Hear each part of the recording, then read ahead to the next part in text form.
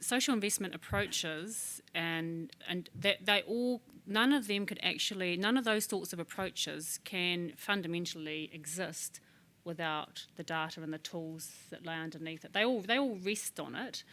And the problem is that there's a tension is that the way in which predictive analytics gets talked about it's as if it is a kind of a value neutral way of accessing the truth that then feeds into decision making that is value neutral. It's based on facts.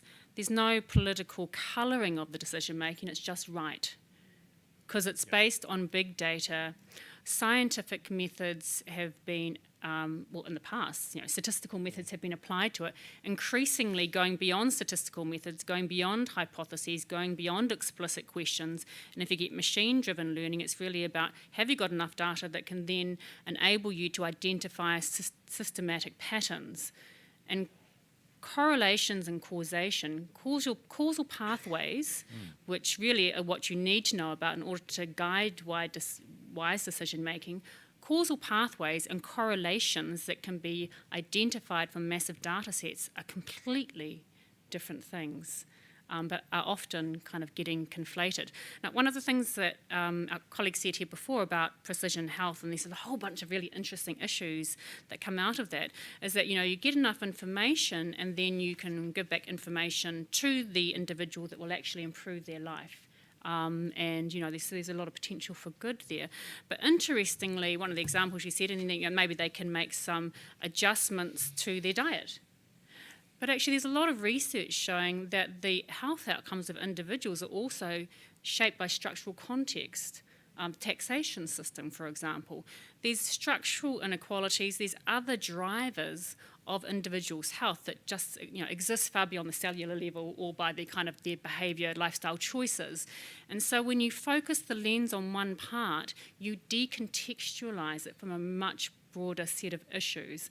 And I think that's part of the risk that I have concerns about with with some of the not very critical ways of thinking around this data and how it gets used. Yeah. And some people might argue that you could also embrace that context if you brought enough data to the issue, enough factors into the analysis, but you would still feel that that's fundamentally impossible to actually model that context. No, I have no problem with predictive analytics as a tool, and I have no problem with big data. But I do have a problem, I suppose, with the way in which it kind of gets talked about as if it doesn't have all these biases embedded in it. And so I think, we need to be transparent about it. We need to be prudent about it. We need to have the right mechanisms about it. We do need to be informed. Someone talked about being kind of informed dinosaurs, if there is such a thing. So it's not like close it, because in many cases you're so right. The waka has sailed, it's in a global sense.